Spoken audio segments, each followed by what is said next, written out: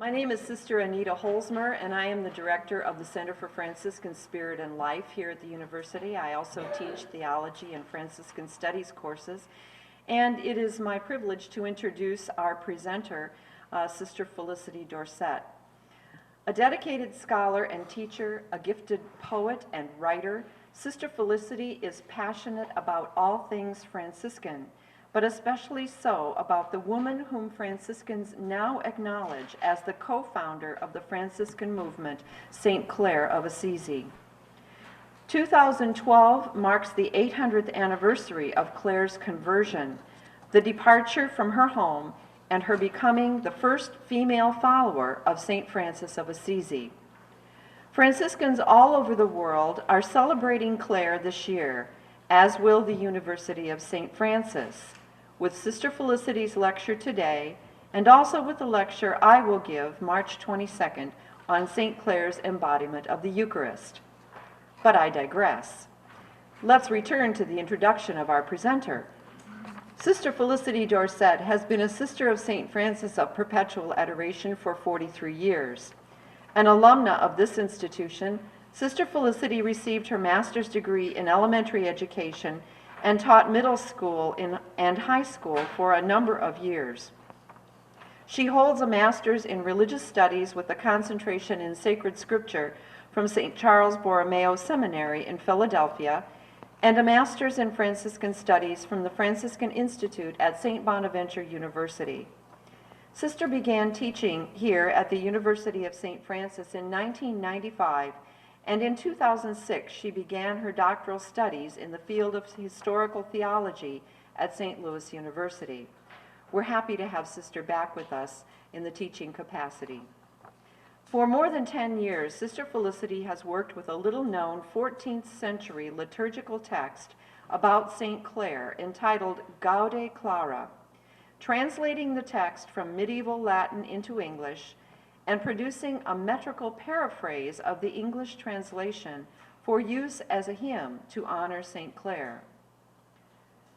In addition, Sister Felicity has done in-depth research on the historical, literary, liturgical, and scriptural contexts and significance of the Gaude, drawing from that research many insights about Clare, which she will share with us today in her lecture entitled St. Clare of Assisi, Another Christ.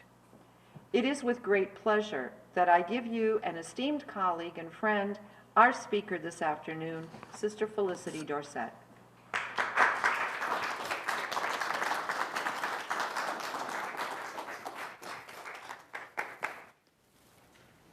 Thank you. It's going to be hard to live up to all of that.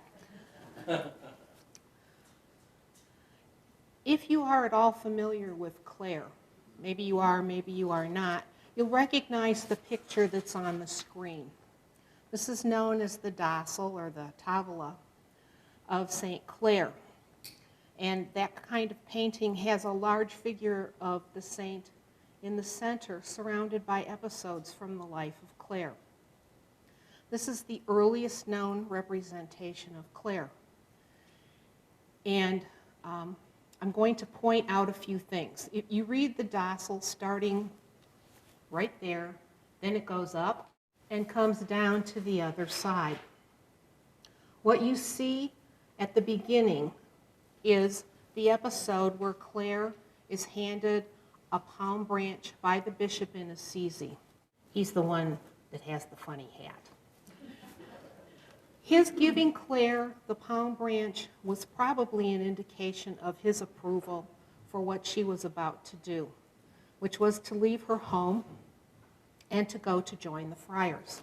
You can see that she has a fancy red dress on when she goes to the friars. Francis cuts her hair and invests her with a poor habit.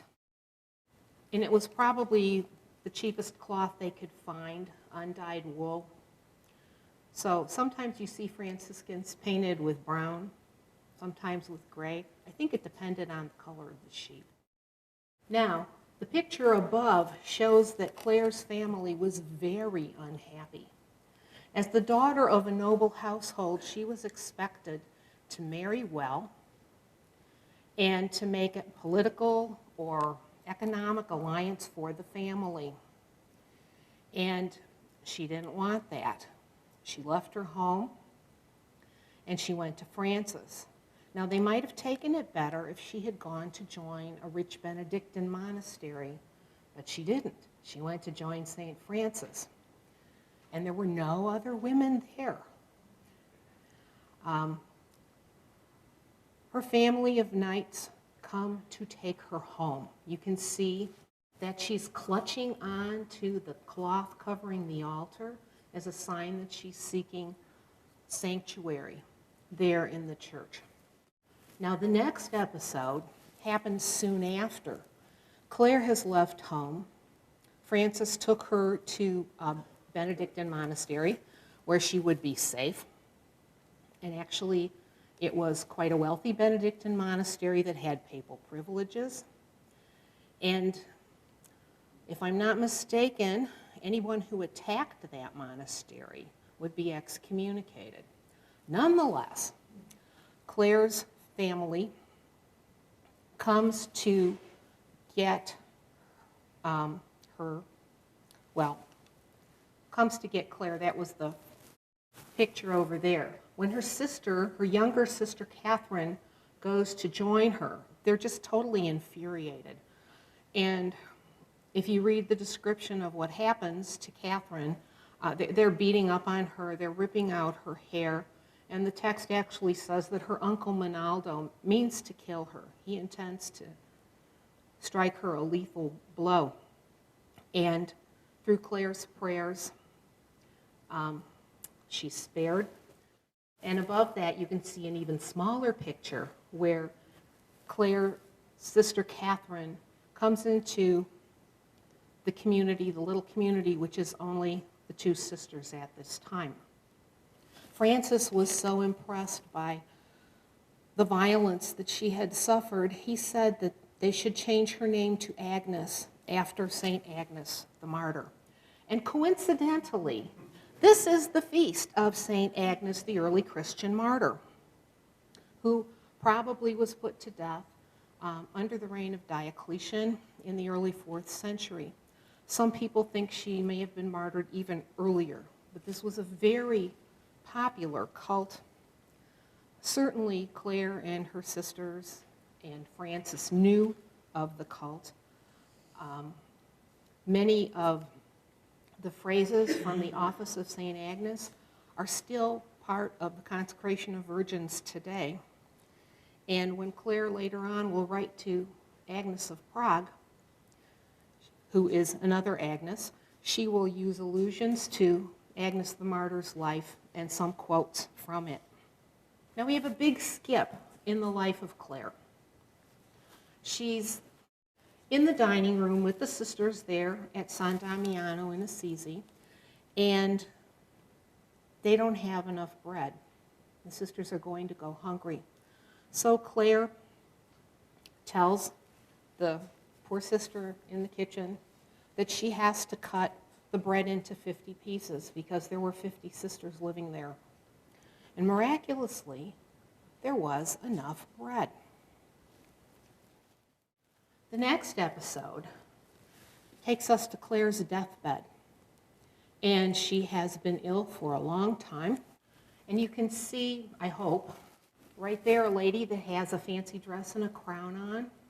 One of the sisters at Clare's deathbed had a vision of St. Clare being visited by the Blessed Mother, who has this thurible on her head, and maidens from heaven. And Christ's mother covers Clare's body with this lovely cloth. And the very last scene shows Clare at her deathbed when the Pope and at least some of the Curia come to visit her on her deathbed. This is when she receives confirmation of the rule that she and the sisters have made.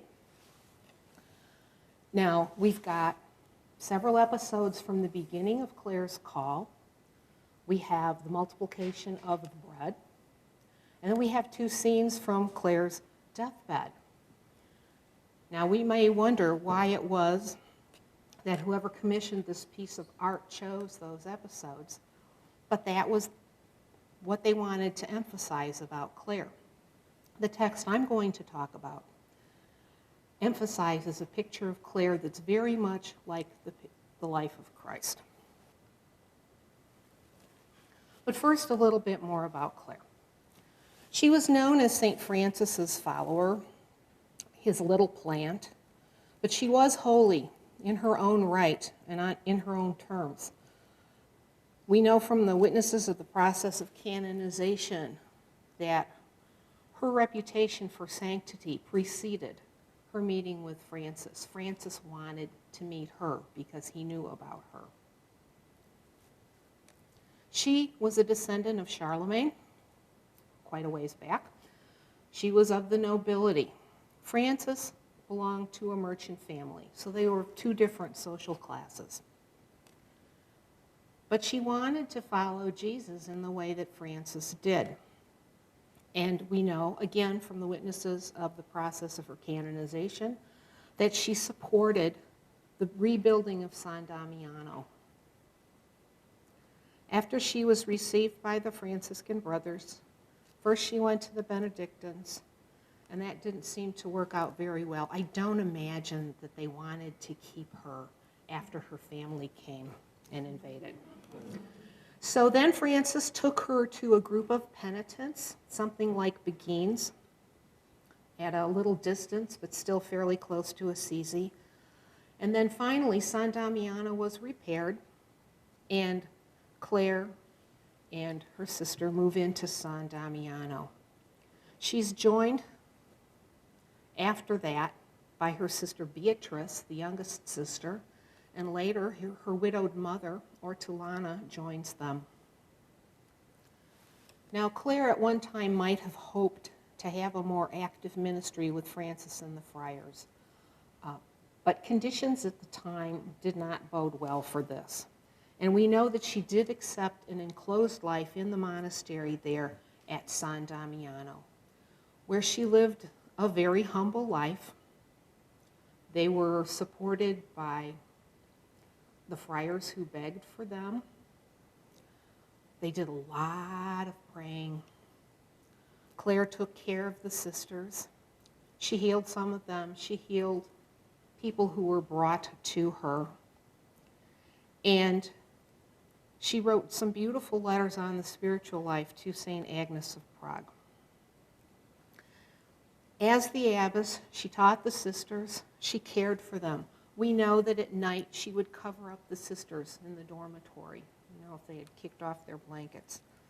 She took it upon herself to wash the mattresses of the sick.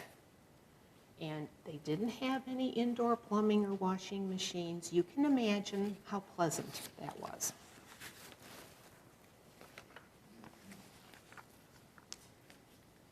Again, from the witnesses who testified in the process of her canonization, we know that she healed 5 of the sisters who lived there with her at San Damiano. One really nasty thing was a fistula that had 5 heads. She multiplied oil. She multiplied bread. The multiplying the oil is very reminiscent of what we get with Elijah and Elisha in the Old Testament. Multiplying bread, of course, reminds us of Christ. After she was ill, one Christmas, she was too sick to go out of her bed and to go with the other sisters to watch the Mass there at San Damiano. And she had a vision of the friars celebrating across town in their church. All the music that they sang, everything to celebrate Christmas. And it is because of this that she is the patron saint of television. Television can use a patron saint. Oh, St. Clare, praise a lot for television. She dies on August 12th in 1253, and that becomes her feast day. Okay. She was then follower of Christ. She was a spiritual teacher. She was abbess. She was a healer. She was a prophet. After her family joins her, other friends from Assisi and some from Perugia join her. At one time, the nobles in Assisi had been ousted by the lower class, and probably Francis's family and friends were involved in that, sending the nobility away. So Clare had friends in Perugia as well, some of whom joined her in the monastery at San Damiano. Now, while Clare is alive, the movement spreads. Clare's sister, Catherine, who had become Agnes, founds a monastery in Monticelli. And we know from a letter that we still have that this was very hard for her because evidently Clare and Agnes were very close. And she had expected to spend the rest of her life with her sister Clare. But she had to go away and be the abbess for this new monastery. She is able, however, to come back when Clare is so very ill to Assisi. Other monasteries are founded during Clare's life. The sisters went to Germany for the first time in 1239 when a house of penitents in Ulm became Clare's. And this happened a number of times where you would have a penitential group of women who were interested in the life of Clare, and so they would become a different kind of penitent, a poor Clare kind of penitent. More German houses followed. And the same thing happened in Nuremberg. The established penitent sisters became poor Clares. We have a letter from Pope Nicholas III to the bishop in Bamberg who talks about that. Gaude Clara, the text I'm interested in, was written here in Nuremberg, originally in Latin.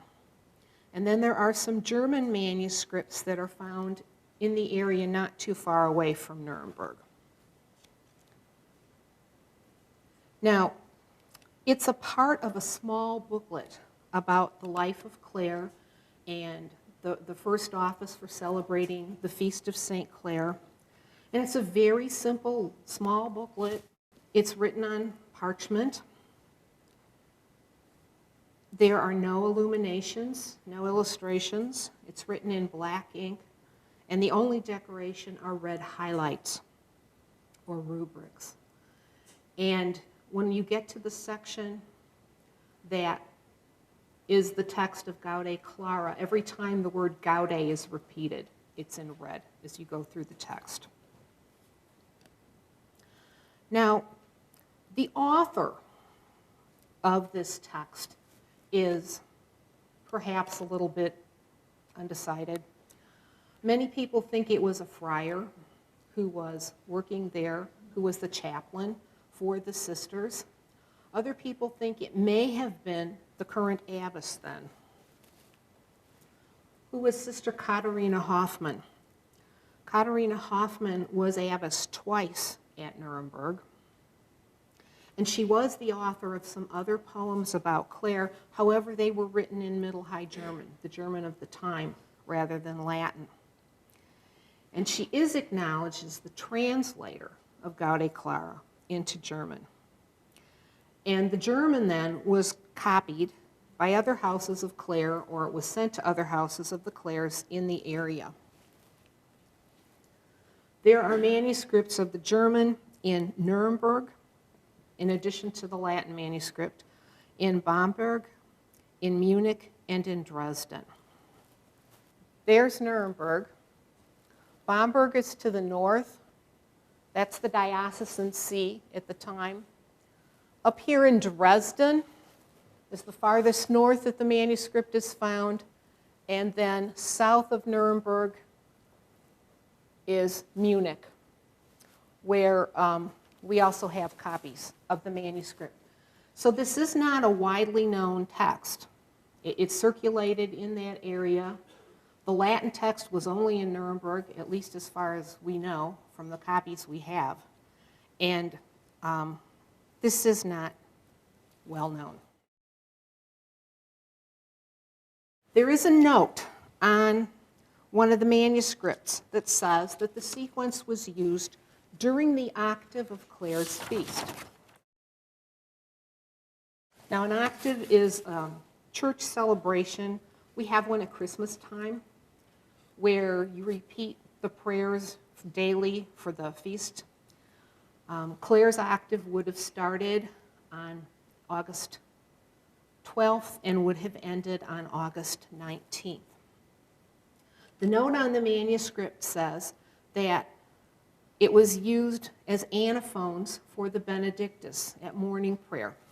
And for anybody who prays the divine office or the hours, the Benedictus is the canticle that Zechariah prayed in Luke's gospel. Blessed be the Lord God of Israel. And because that morning prayer or lauds is prayed in the morning, that would have been when the sun was coming up, at least a good part of the time. And there's light imagery within the Benedictus. There's a good deal of light imagery also in Gaude Clara. Now, because the sequence is very, very long, it's 54 stanzas long, they would not have sung all 54 stanzas as an antiphon for the Benedictus. So somehow they would have broken it up. But we don't have directions or rubrics that tell us in the manuscript how that went. Now, as far as literary form goes, this is a sequence. Sequences began as prose elaborations on the Alleluia before the Gospel. And they were early on in the 9th century anyway, very free in form. Later on, they become kind of standardized in format. There were many sequences used during the Middle Ages. And the Franciscans, the friars, helped to popularize the use of the sequence. Francis, Anthony, Isabel, they all had sequences besides Clare. However, Pope Pius V in 1570, he had their use restricted, so they were kind of cleaned out of the liturgical prayers of the church. And so there are very few today. We have one for Easter, Victimae Paschali Laudes, one for Pentecost, Veni Sancte Spiritus, one for Corpus Christi, Laudas Sion, part of which are the hymns that we often sing for benediction of the Blessed Sacrament. There also was, for a time, the Stabat Mater, which sometimes we sing during Lent at Stations of the Cross, at the cross or station keeping, and the Dies Irae, which used to be sung at all of the funeral masses, and is often attributed to Thomas of Celano, who wrote the first life of St. Francis. Now, by the time the sequence Gaude Clara is written, sequence form had settled down, and it's no longer free form. It has an established meter and an established rhyme. And so the meter is 887, 887, which means that the first line has 8 syllables, the second line has 8 syllables, the third line has 7 syllables, and then you repeat that pattern. And the rhyme scheme is AAB, CCB. So you have the same endings for the first 2 lines, a different ending, 2 different, but one after the other the same, and then back to the third line. It's the same form that you have in Stabat Mater. So Stabat Mater Dolorosa, Juxta Crucem Lacrimosa, it's that form that the sequence takes. Now already, in centuries preceding Clare, as early as the 11th century, there had been some writing of women being considered like Christ. It was not the most widespread image for feminine holiness by any means, but there were some examples of it. Barbara Newman's work, From Virile Woman to Woman Christ, delineates some of that work. So there were holy women who were already considered to be like Christ during the 11th century. So when we get to the text I'm working with, it's not totally unheard of that Clare should be considered like Christ. She does things that Christ did, and there are many images and a lot of allusions in the text that are used of Clare that were used of Christ. And you have a handout. On one side, you have a little introductory thing, and then you have something that says, first method, Clare acts in ways that Christ acts. Second method, metaphors and allusions.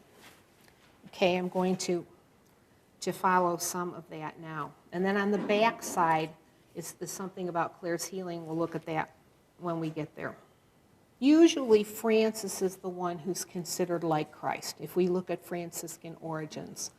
And there are a number of places where Francis is compared to Christ. The most outstanding compilation of this is Bartholomew of Pisa's Conformities of Francis and Christ. And there are very many. And this comes at a time when this text is being written. Okay, Gaude Clara may have been a little bit earlier, but it was translated into German around 1380. Bartholomew of Pisa writes the Conformities of Francis and Christ. He starts it around 1385. It's approved by the General Chapter in 1399. Now, Francis and Christ, as they're compared in the Conformities, he just does, Christ did this, Francis did this, Christ did this, Francis did this, and you just go right down the list. The comparison of Clare with Christ in Gaude Clara is much more subtle, and you don't have the list where you go down one thing after another.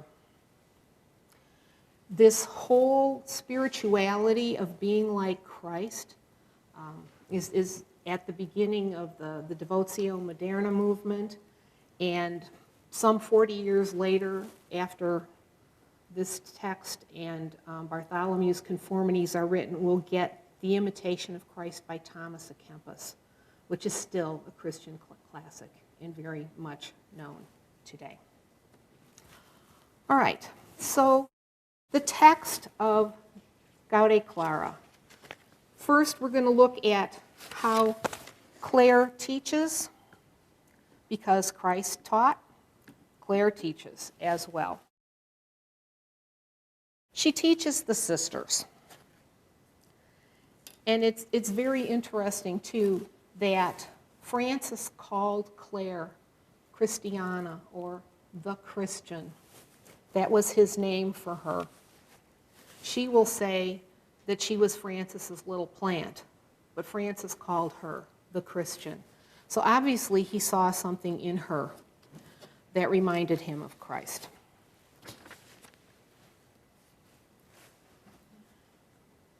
Now, if we look at Christ as a teacher, we have examples from all four of the Gospels: Matthew, Mark, Luke, and John.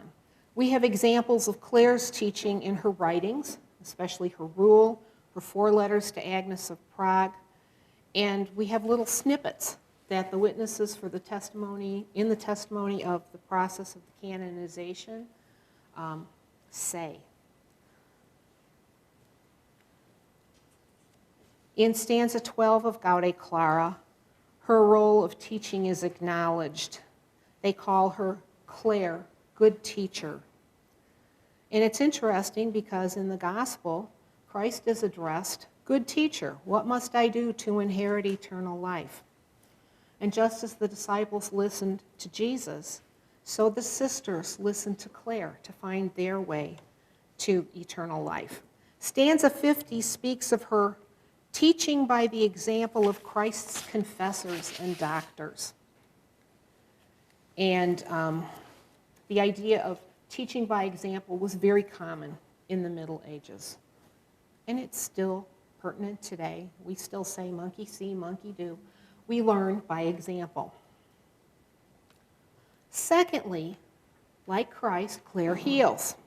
She heals her sisters. She heals other people who are brought to her or who come to her. We know that Jesus healed all kinds of diseases and sicknesses and all who were sick. He healed lepers, blind men, a centurion's servant. He cured fever, including Peter's mother-in-law. He healed those possessed by devils, demoniacs, a paralytic, the woman with a hemorrhage, the man with a withered hand, the lame, the dumb. Clare also healed very many people. And if you look on the back side of the handout, I've lined up going right down the list. Okay, Jesus heals the blind, several examples. Clare heals the blind. And when I say stanza 39, that's the stanza in Gaude Clara that talks about Clare's healing the blind. And then there's an example when she heals Jacobella of Spoleto from the legend of Clare. Jesus heals the lame. Clare heals the lame. This is referred to in Gaude Clara, stanza 40. And we have 1, 2, 3, 4 examples of Clare healing someone who's lame. Jesus healed demoniacs, a dumb demoniac and a blind and dumb demoniac. Clare heals Brother Stephen, whom Francis sent to her to be healed. She heals him with the sign of the cross, and she heals some other people there as well. Giacomino, Alexandrina, this young Frenchman who's not named, and Valentino of Spoleto. Jesus cured the deaf, gave back voice. Clare also healed the deaf with the sign of the cross and gave voice back to someone from Perugia. Just as Jesus healed people of fever, Clare heals fever with the sign of the cross. Jesus healed a man with a withered hand. Clare heals someone's hand. Jesus healed young people. Clare heals several young people. My favorite is the little boy who sticks the pebble up his nose, because that is so typical. And actually, when I was away at St. Louis studying, one day we had to miss a class because our teacher had to take his little boy to the emergency room because his older brother told him to stick something up his nose, and he did it, and they couldn't get it out. So this is a typical example, and it's so homely and so kind. She also heals a boy with a film on his eye, and another boy with a film on his eye, a 10-year-old boy, a 5-year-old, and then after her death, children who are attacked by wolves are freed when people pray to St. Clare. So she's got an interest in the young and in women. Just as Jesus healed women, the woman with the hemorrhage, Peter's mother-in-law, Jairus' daughter, the woman bent over, she heals women with the sign of the cross. Sister Benvenuta, who had that nasty 5-headed fistula, Sister Amata of dropsy and other things. Someone from Perugia, Sister Christiana of deafness, 5 sisters all at once. So you can see, and whoever wrote, whether it was Caterina or the chaplain, whoever wrote Gaude Clara picked out episodes from the life of Christ, from the life of Clare that echo the activities of Christ. Okay, moving along, back on the other side of the handout. Clare raises the dead. Now, we do not have a testimony for this in the process of canonization. We don't have this in any of the other works about Clare. This is the only place that I know of where Clare is recognized as raising the dead, except there's one other place in an Italian Laude that talk about Clare raising the dead. But those are the only places that I know of.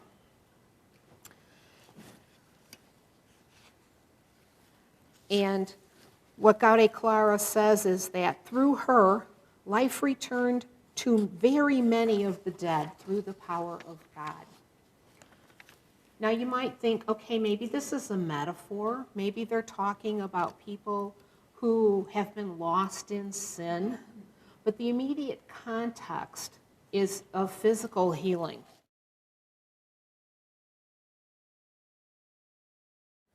Fourth, like Christ, Clare conquers. Now, if we look in the Gospels, we can see, especially in John's Gospel, Christ is the one who reigns from the tree of the cross. When he was raised up, he draws all things to himself. In Philippians, he has the name above all other names. Worthy is the Lamb that was slain, and so on. Outside of Scripture, Christ is recognized as conqueror in the Te Deum from the 4th century, and in the 9th century laud, Christus vincit, Christus regnat, Christus imperat, which is often used at the Feast of Christ the King. Now in Gaude Clara, we've got some explicit language related to Clare's conquering and some places where it's implied. Stanzas 7, 19, and 50 have specific references. You have conquered the hostile world and vices. Rejoice, spirited conqueror, scorning the hateful counsel of the evil enemy. Conquered by you, he is soon routed. You conquer in the battles of the world. By her penance and prayer, Clare has conquered the typical trio, the world, the flesh, and the devil. Examples of implied conquering are found in other stanzas. You go before us as a light, lest demons hinder us. Human force is weakened when your sister Agnes struggles with the powerful. You whose good name is invoked, to this sound, swift wolves submit. Clare overcame her family's plans to marry her off for their advantage, and the violent opposition of the knights in her family. She conquered the cultural expectations for young women of her time and papal resistance to her desire for Franciscan poverty and approval of her rule. And she overcame wolves who attacked children. Fifth, Clare takes part in the Eucharist. She's close to Christ in the Eucharist. There's a little nucleus of things here that tie Christ to Clare in the Eucharist. First and foremost is the foot washing. In John's Gospel in chapter 13, Jesus takes off his tunic, girds himself, picks up a towel and a basin, and washes the feet of his disciples. We remember this on Holy Thursday. And even though Francis is so often considered to have been so much imitating Christ, we don't have any records of Francis washing feet. Clare washed the sisters' feet, the feet of the sisters who would go out, the extern sisters, who would go out and run errands. The foot washing in John is considered to be a prophetic symbol for Christ's death the next day, his giving over of his life, because he is taking on the role of a slave, because it was the slaves who washed the feet. Now, Clare's foot washing is mentioned more than once in the sources. She did that as abbess, and it was an act of charity. We also know that one time she was washing one of the sisters' feet who didn't want to have her feet washed. And she tried to pull her foot away, and she kicked Clare in the jaw. But Clare persevered. She washed her foot. We also know that Clare was very devoted to the presence of Christ in the Eucharist. Stanza 23 says, "You have often received the body of Christ worthily with warm tears." And further, in stanza 29, she is addressed as hiding in your cell. But the cell here means the open wound of Christ offered you hospitality. So she's nestled there in the side of Christ as Song of Songs says, in the clefts of the rock, in the secret recesses of the cliffs. So her contemplative prayer is linked to Christ's person and to his presence in the Eucharist, where she found closeness to Christ. Stanzas 28 to 29 of Gaude Clara tell about the Holy Thursday to Good Friday that she spent wrapped in ecstatic prayer. We also know that when the Saracen mercenaries of Emperor Frederick II attack, Clare calls for the sisters to bring the pyx containing the Blessed Sacrament. The Saracens go away. Another time when the forces of Vitali da Versa attack, Clare's prayers also free the sisters. Now, the pyx is often misrepresented in works of art. You very often see pictures of Clare holding a monstrance. This is anachronistic.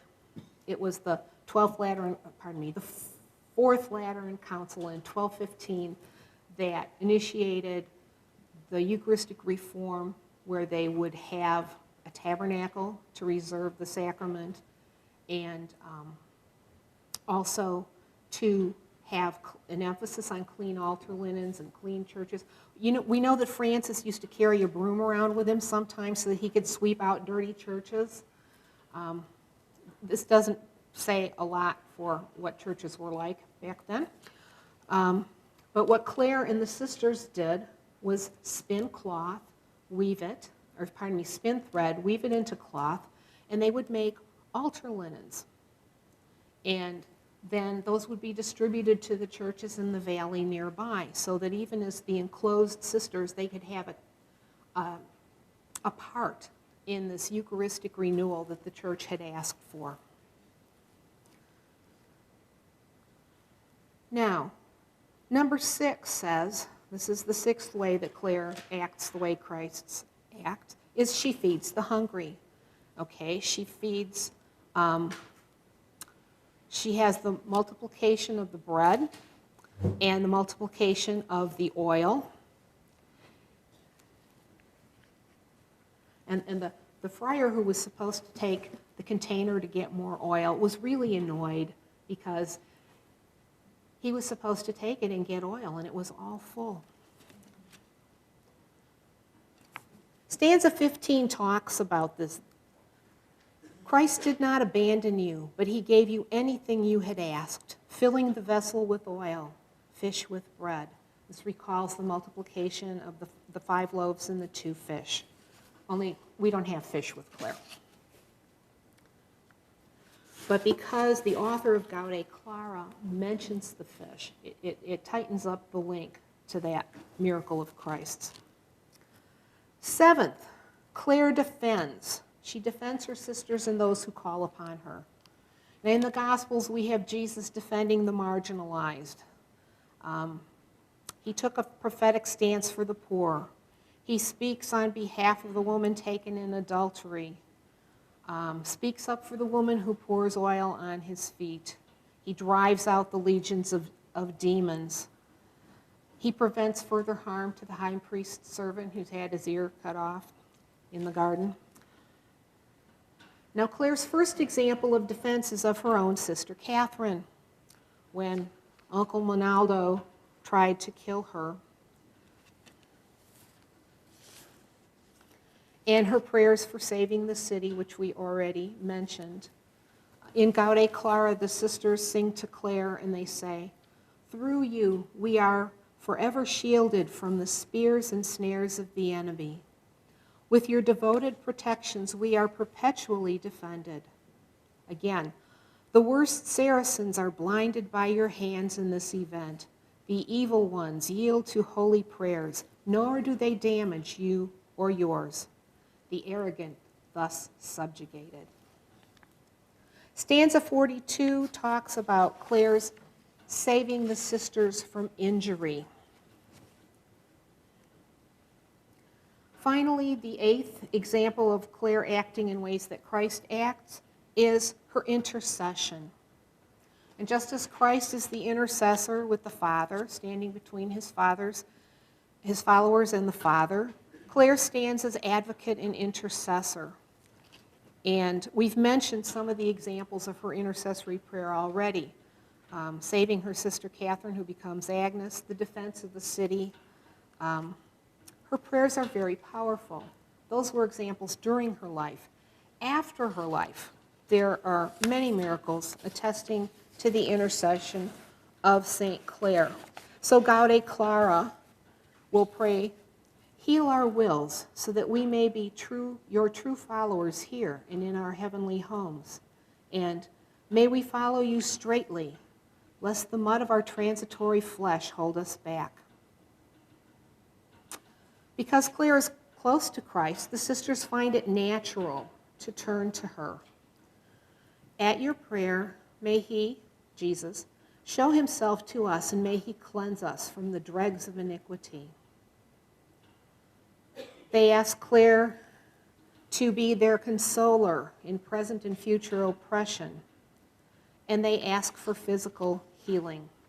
They ask Clare to feed them, that they have sustenance on the way, and they say, through you, famines are lifted, lest we be, and this tickles me, lest we be confounded in soul by our leanness in the presence of God. They're not big on diets here. No Nutrisystem. Now, it's possible that there is a shade of historical reminiscence behind this. Nuremberg was not struck by the Black Death, but a lot of the cities in Europe were, and because Nuremberg was on a lot of the trade routes, it was near actually 12 trade routes, either on or near the trade routes, and the city would have been trading. The sisters may have been hungry during that time, even though they did not suffer death from the plague. So the sisters pray to Clare, grant that thus we may be fed and cleansed at the hour of death from the stains of sin also. So it's both physical food as well as spiritual food. There are many, many examples of people praying to Clare after her death. And we don't have time to go into all of them because I've been talking pretty long. Let me just mention briefly then about the second method, that there are a number of metaphors and allusions in the text of Gaude Clara that are used of Christ in the scriptures that are used of Clare in Gaude Clara. So first and foremost is the light imagery. Light imagery is used of Clare very often. In the bull of her canonization, the first introductory pages of that are all light imagery, all woven through there.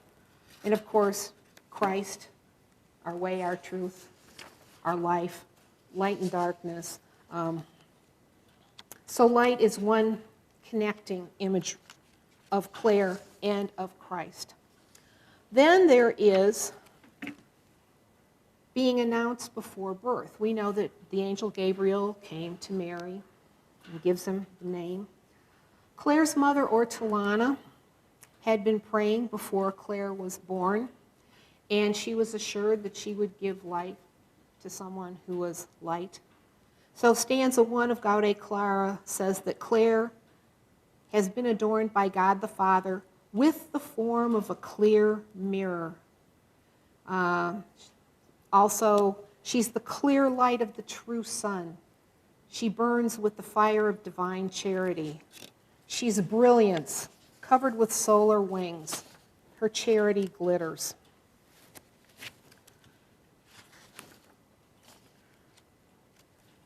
Now, then there's the idea of being overshadowed from heaven. We know in the transfiguration scene, Jesus is transfigured, the cloud comes over him. We have echoes of the people in the desert.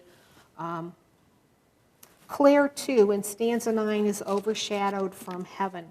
And the word that's used there, obumbrata, overshadowed, is the same word that's used in the Latin text for Jesus in the transfiguration and for Mary in the Annunciation.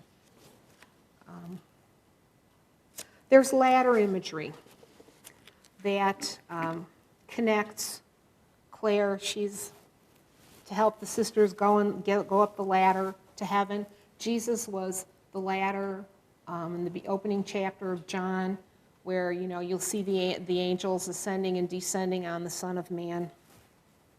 And then there's the prophecy. But I'm going to bring this to a rapid close. All right, this illustration, this illumination, is from one of the German manuscripts, not the Latin manuscript of Gaude Clara. And you can see Clare talking to some of the sisters. She says, "My children, be well. My heart is full of loyalty for you." I think it's just a lovely picture. It's one of the nicest illuminations that's in that manuscript. Finally, a more modern picture of Clare. And I couldn't find a picture that actually shows you the face that's in the mirror. I don't know how the sculptor managed to do this. But I've been there in Tiffin at the Mother House. And you can see in the mirror that Clare's holding in her hands her features, but they are undoubtedly masculine in the features of Christ in the mirror. So I thank you for your attention. I hope you're convinced that the author of Gaude Clara sees Clare as Christ. Thanks very much, and if you have questions, I'll try to answer them.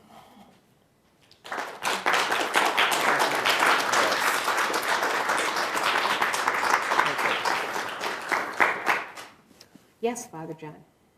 Gaude is like Gaudete?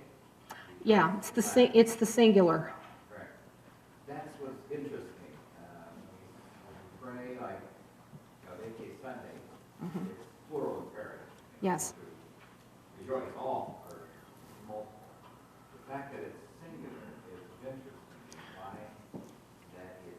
It's singular because it's addressed to Clare. And I think it's partly related to the fact that she is in heaven, and they are praying to her in heaven, and they know she's happy in heaven.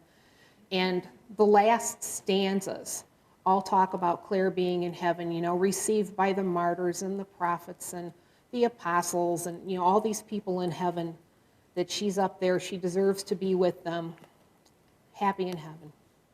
Is it just one Latin manuscript of this? One Latin manuscript. How many German? I think 6. Any history of its usage beyond the 14th century? Not that I know of. If you know who Kurt Rue is, big German medieval, Kurt Rue did a study of all the texts of the German manuscripts, but he didn't talk about how they were used. He just talked about the manuscripts and where they were found. Yes? Oh, no, I translated it. Yes. Oh, I'll make sure that you see it. Yes. It's so long. I just didn't want to put it up on the board. I didn't want to pass it out and use up all that paper. It's so very long. I mean, and actually, the only thing I can compare it to is like 99 bottles of beer on the wall. It's that long. If you sing it, it's about that long. And yes, I did an English translation of it. I did a metrical paraphrase that can be sung.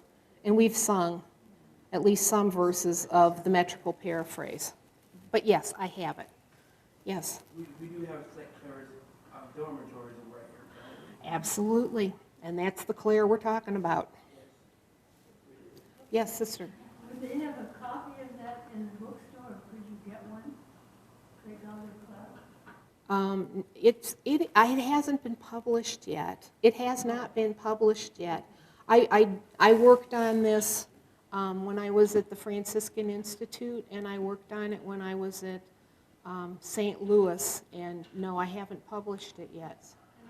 Any other questions? Yes, thank you. When did you first hear about the manuscript? Where did you first come across it? I was studying at St. Bonaventure's, and I was in Michael Blastic's hagiography class. Michael was my advisor, and he was also the one who arranged for me to take medieval Latin.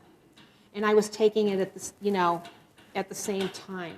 And he took great delight in teasing me. Every time we'd come across a Latin text that hadn't been translated, he'd say, "Ooh, Felicity, you can translate this." But he didn't say it about this one. So I went and looked it up because I like Latin poetry. And I started translating it and messing around with it then.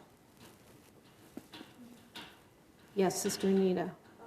Early on in your talk, you mentioned that there were some holy women who were likened to Christ back already in the 11th century. Who were some of those women? Hildegard, the German mystic folks.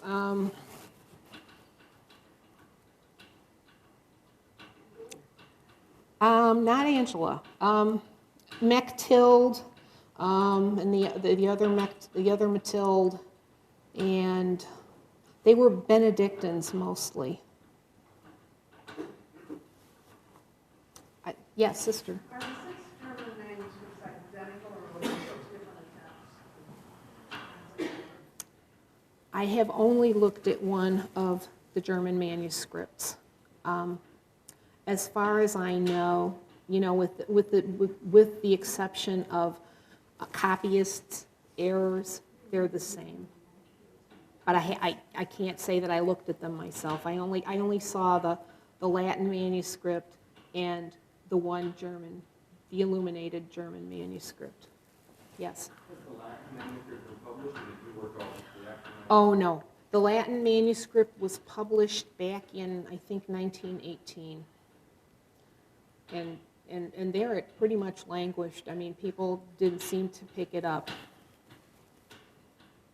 There has, when you asked if it was translated, Robert Hutmacher, when he did his Clare and People, Oh Let the Faithful People Sing, when he went to Assisi and he did work with that, he translated 17 stanzas.